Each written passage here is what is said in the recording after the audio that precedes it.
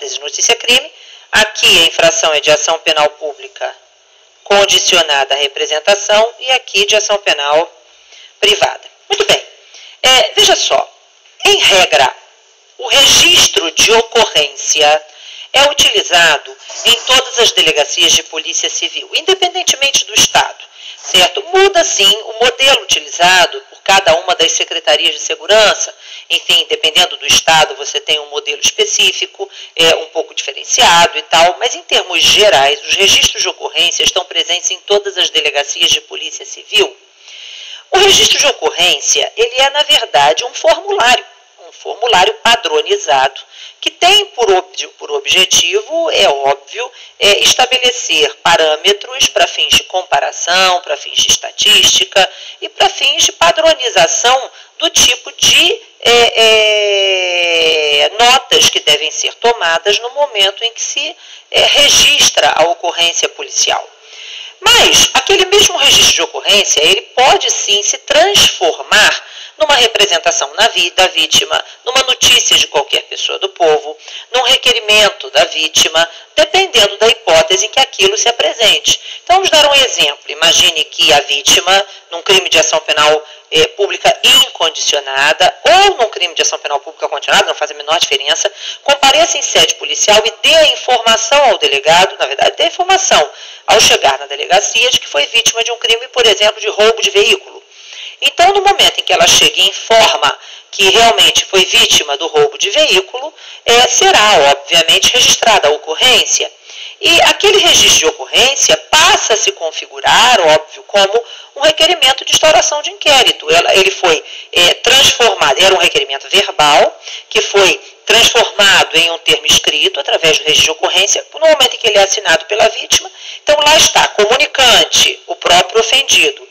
Vítima, o próprio ofendido, certo? E ela assina ao final, aquele requerimento, na verdade, aquele registro de ocorrência passou a se caracterizar como requerimento do ofendido para a instauração de um inquérito num crime de ação penal pública incondicionada.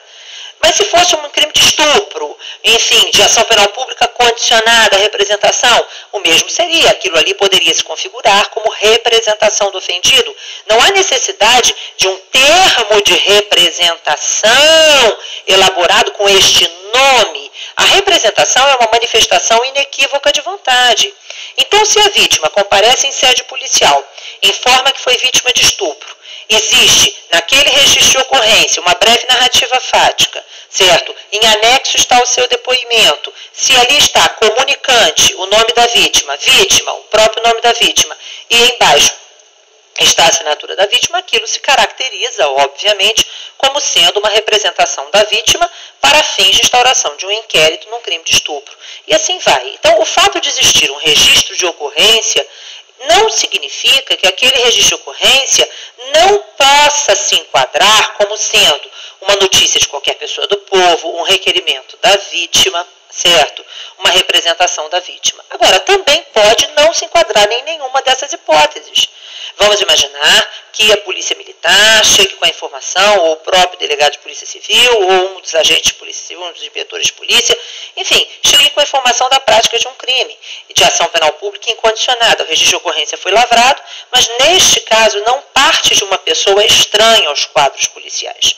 O registro de ocorrência é um formulário exigido para fins de padronização da informação, de estatística, etc. e tal.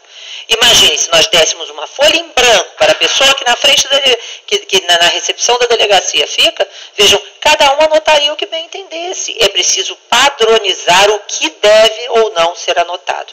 Por isso, e daí a necessidade de um formulário específico, hoje já, óbvio, espera-se, computadorizado. Certo? Informatizado. Mas quando não estiver, ainda assim, é um formulário padronizado, específico, com o número de linhas contados, com a identificação de quais são as informações que devem ser anotadas, etc. e tal. Certo? Muito bem.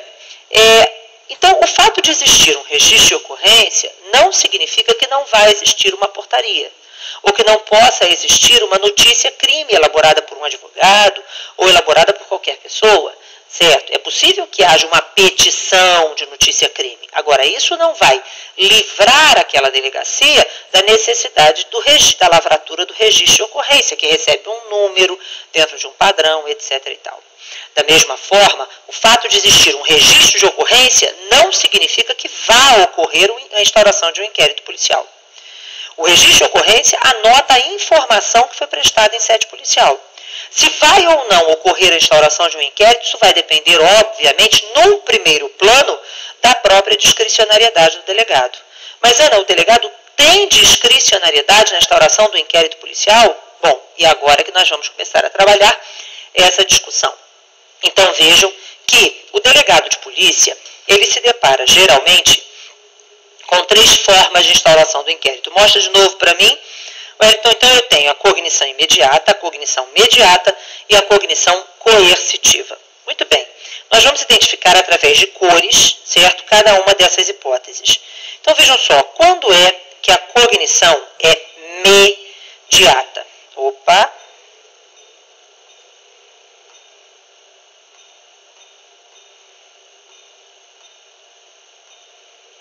Quando a cognição é uma cognição mediata. Novamente, quando existe um terceiro estranho aos quadros policiais entre o fato e a autoridade policial. Ana, como assim um terceiro entre o delegado de polícia e o fato? Muito bem. Na verdade, um estranho aos quadros policiais, alguém que não pertence aos quadros policiais, que trouxe ao delegado, trouxe à delegacia a informação da prática daquela infração, buscando a instauração do inquérito. Então, o delegado, na verdade, não tomou ele a iniciativa, ele foi provocado por alguém que não pertence à polícia, certo? Quando é que isso acontece? Em todos esses casos. Se existe uma requisição do juiz ou do Ministério Público, por mais que seja uma requisição, e requisição tem um viés de ordem, ok? Na verdade, embora seja tecnicamente uma ordem, certo? Não se caracteriza como cognição coercitiva. Coercitiva é outra coisa. Aqui, vejam, a autoridade judiciária e o Ministério Público não pertencem aos quadros policiais. Então, existe um terceiro, estranho aos quadros policiais, provocando a instauração do inquérito, certo? Ainda que o delegado, neste caso, não detenha discricionariedade. Já vamos ver. Bom, quando existe requerimento do ofendido, ou de quem tem a qualidade para representá-lo, quando existe notícia de qualquer pessoa do povo, quando existe representação do ofendido, ou quando existe requerimento do ofendido, em todos esses casos, nessa última hipótese, nas infrações de ação penal privada, em todos esses casos, vejam, em tese, o delegado tem uma terceira pessoa estranha aos quadros policiais provocando a atuação da autoridade policial, certo? Agora, vejam, o delegado, em regra, tem discricionariedade para fins de instauração de um inquérito policial. Em geral, e isso se demonstra bem claramente, quando a cognição é uma cognição mediata. Lógico que a discricionariedade do delegado de polícia na condução da investigação, na condução de um inquérito policial, ela tem limites. Nós sabemos que ela tem limites. Então, existem exceções à discricionariedade do delegado na condução de um inquérito. Quais são essas exceções? Bom, a primeira exceção é o exame de corpo de delito. Nós sabemos que o delegado tem discricionariedade na realização das diligências durante a investigação. Cabe à autoridade policial verificar o que é necessário, o que é possível, o que é útil naquele momento da investigação. No entanto, frente ao vestígio de um crime, ele não tem discricionariedade. É um crime que deixa vestígio, então ele tem que determinar a realização do exame de corpo de delito. Então a discricionariedade desaparece neste caso. É uma das exceções à discricionariedade. A segunda exceção é a requisição do juiz ou do Ministério Público. Ainda que se possa, obviamente, trabalhar a ideia como de cognição mediata, neste caso o delegado não tem discricionariedade. Vejam, seja por conta de uma questão em termos de autoridade judiciária e da possibilidade até mesmo de desobediência, e existe uma discussão acerca disso, seja em função não de uma hierarquia administrativa, mas sim de uma hierarquia funcional para com o Ministério Público, que é o titular da ação penal, que é o destinatário do inquérito policial, que é quem exerce o controle externo da atividade policial, o delegado, nas hipóteses em que há requisição do Ministério Público, deve, obviamente, determinar a realização da diligência ou deve determinar a instauração do inquérito. Então, o Ministério Público ou o juiz requisitar a instauração de inquérito, o delegado terá que instaurar, salvo, óbvio, a hipótese de ordens manifestamente ilegais, né? Mas, veja só, não sendo uma hipótese de requisição do MP, sendo uma hipótese de requerimento da vítima, sendo uma hipótese de requerimento de notícia de qualquer pessoa do povo, de representação da vítima, em todos esses casos, o delegado tem que ter discricionariedade.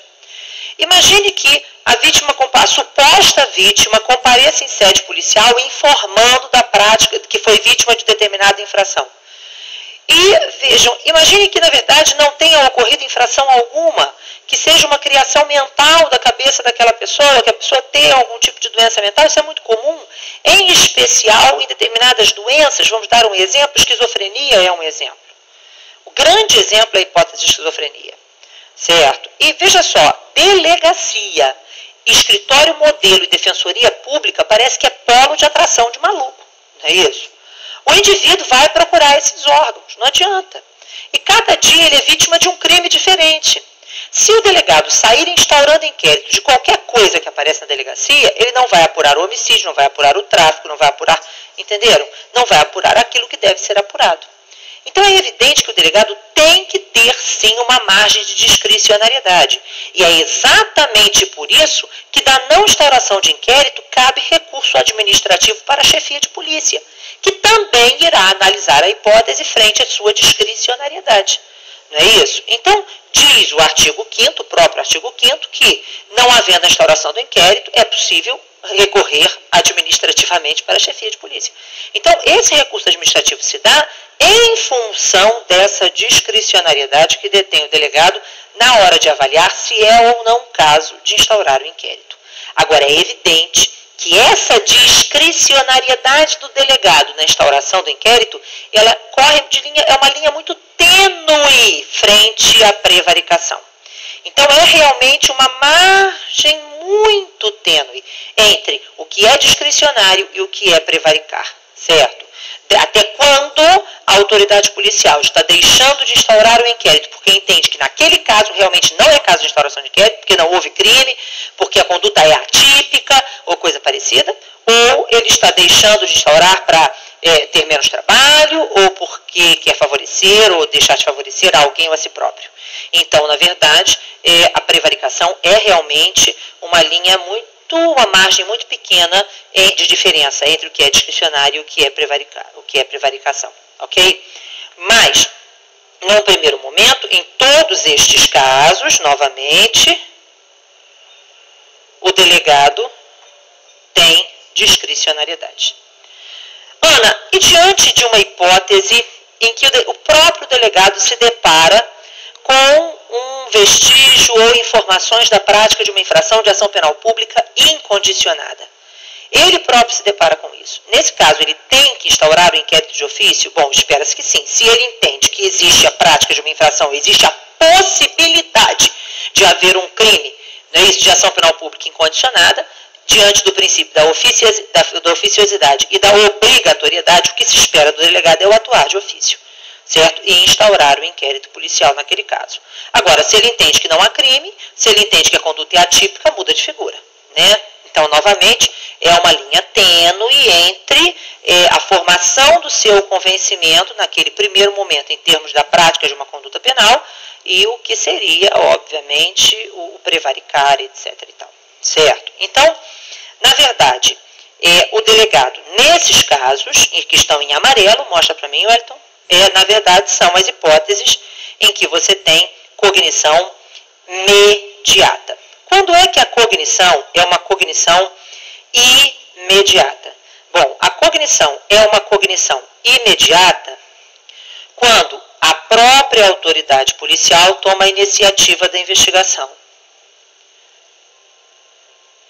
Então, quando instaura de ofício através da portaria, a cognição é uma cognição imediata, certo? Mas, Ana, o instaurar de ofício através da portaria, a portaria, ela, na verdade, é a forma com que o inquérito é instaurado? Veja bem, agora vamos lá, vamos nós. Vamos imaginar que a vítima tenha comparecido em sede policial e informado que foi vítima de um roubo de veículo. Muito bem. Foi registrada a ocorrência naquele primeiro momento, ninguém estava no inquérito. No primeiro momento foi registrada a ocorrência. Foi colhido o depoimento da vítima, eventualmente colhido o depoimento de testemunhas, certo? O delegado vai examinar o caso, vai verificar se é caso ou não de instaurar inquérito. Se o delegado se depara, então, com informações que parecem críveis, que realmente, possivelmente, ocorreu um crime, então o delegado vai baixar uma portaria instaurando o inquérito. Então, vamos prestar atenção no que eu acabei de dizer. Ainda que o inquérito tenha sido instaurado a requerimento da vítima, mediante notícia de qualquer pessoa do povo, por representação da vítima, certo? Por requisição do MP, não interessa, vai ter uma portaria. A questão é se a portaria é o ato inaugural, porque surge da própria iniciativa do delegado, ou se a portaria decorre de um outro ato de provocação prévio. Mas todos os inquéritos, independentemente da cognição, terão uma portaria. Porque, vejam, a vítima compareceu na delegacia e requereu a instauração do inquérito, certo? Mas o delegado não pode fazer assim, porque o inquérito é escrito. Ele não pode chegar e dizer assim, aí ó, estou instaurando o inquérito tal. Isso não existe. Ele tem que oficializar que a partir daquele momento ele decidiu pela instauração do inquérito. E este ato administrativo interno é a portaria. Portarias são atos administrativos internos utilizados em repartições públicas, as mais diversas, e não apenas, também na instituição privada. Então, as portarias e resoluções, enfim, as portarias são atos internos, são ordens internas. Então, a portaria, ela define que a partir daquele momento está inaugurado ou instaurado o inquérito de número tal para apurar o fato tal. Agora, é necessário que se diga em função de que esta portaria está sendo instaurada. Você não pode baixar uma portaria sem informar como você conheceu daquele fato. E isso é importante, por isso essa explicação prévia. Então, se você está instaurando a portaria, está baixando a portaria porque a vítima compareceu e requereu a instauração do inquérito, você vai ter que informar isso. Se você está baixando a portaria porque houve a lavatura de um auto de prisão em flagrante, você vai ter que informar isso. Então, a primeira coisa que você tem que ter em mente é que a sua portaria, além de ter uma identificação numérica, de indicar qual é o número do inquérito, certo? Vai ter que dizer a você quando ocorreram aqueles fatos e como foi ou qual foi a forma de conhecimento, como foi a forma de cognição do inquérito, da informação por parte do delegado de polícia. Certo? Então, é preciso informar se foi requerimento do ofendido, se foi por notícia de qualquer pessoa do povo, certo? Se foi por uma representação da vítima, se foi por requisição do Ministério Público, se foi por uma hipótese de lavratura de auto de prisão em flagrante, certo? Isso será necessário na sua portaria de instauração de um inquérito policial, ok? Então, esse é o primeiro requisito numa portaria de instauração de inquérito policial, certo? Muito bem.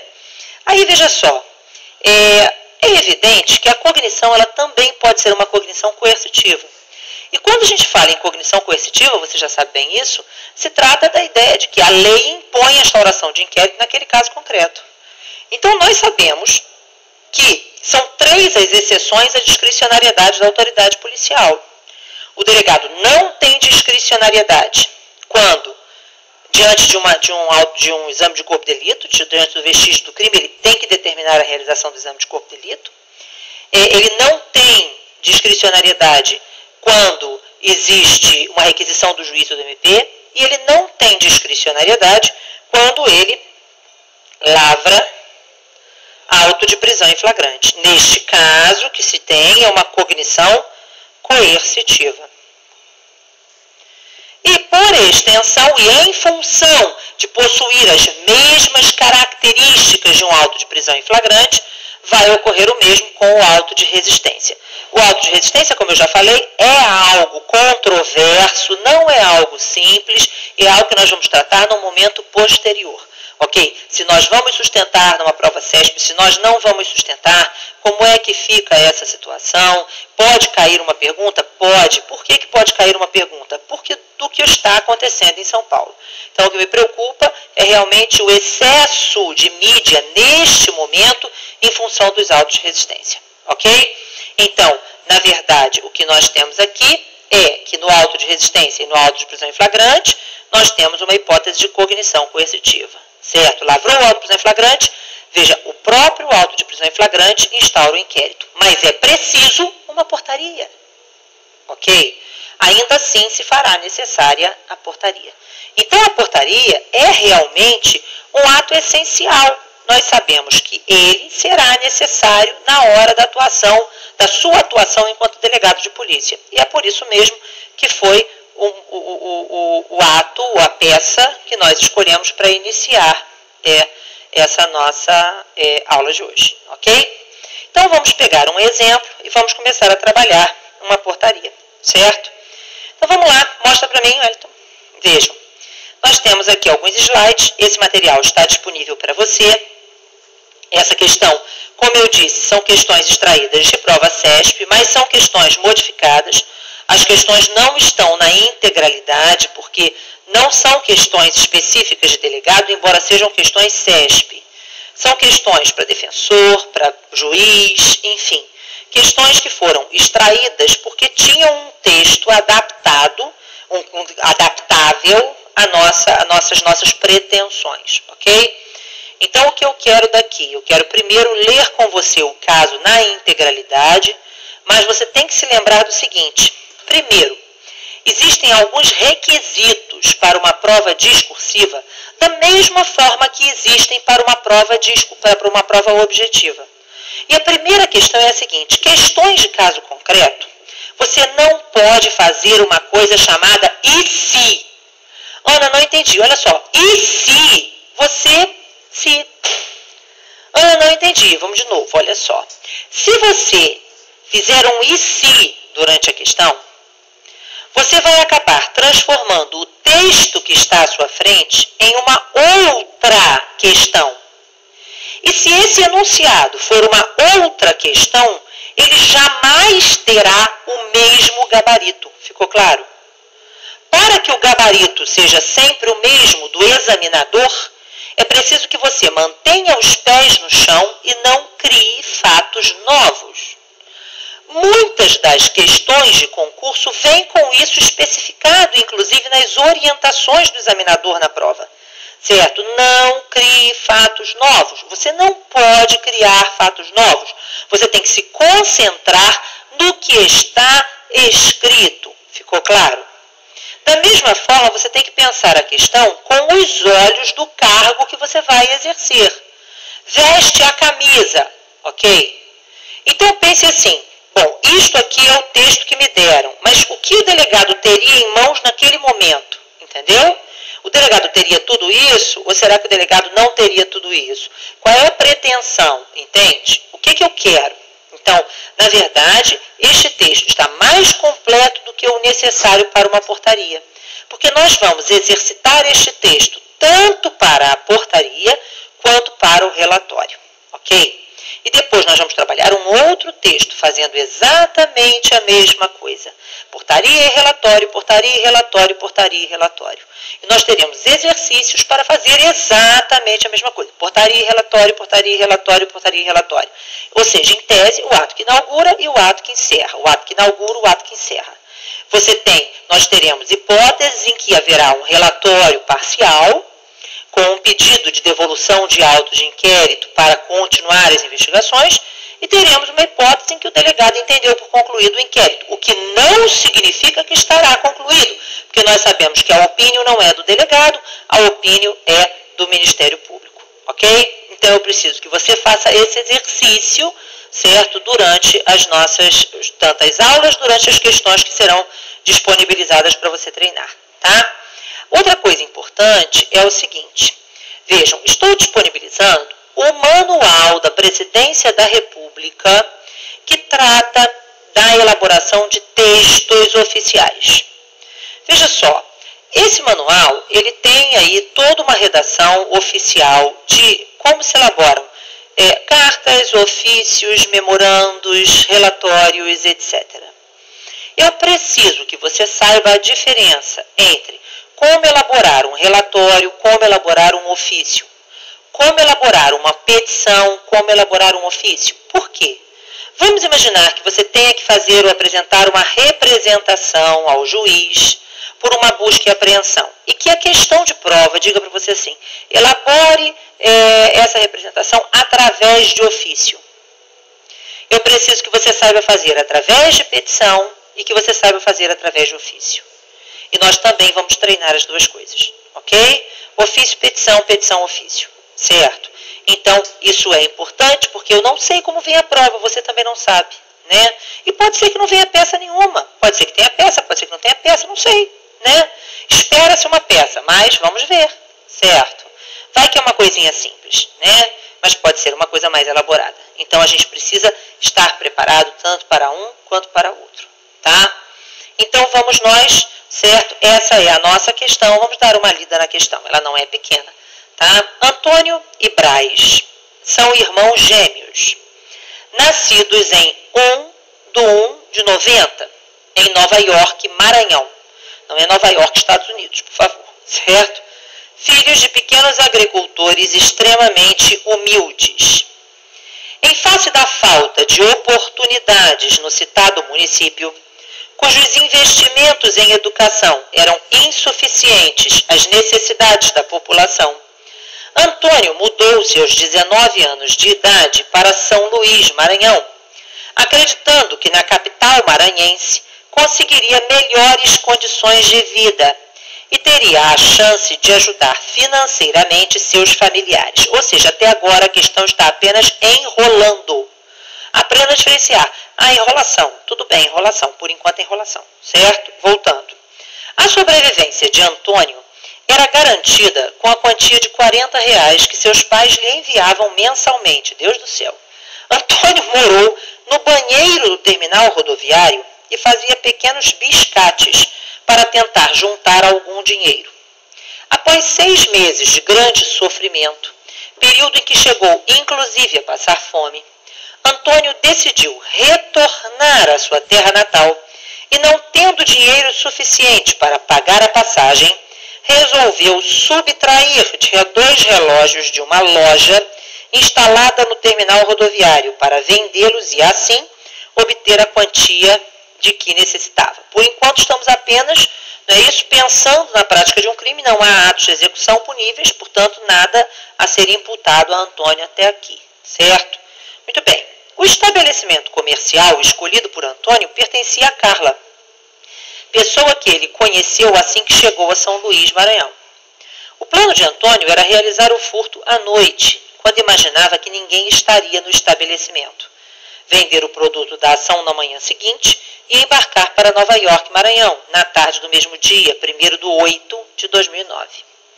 No entanto, ao iniciar sua empreitada, Antônio foi surpreendido com a presença de Carla, que estava dormindo no estabelecimento. Muito bem, então ele inicia, certo, a tentativa de furto, a prática do furto. Vamos ver se ele chega a consumar ou não. No próximo bloco a gente continua.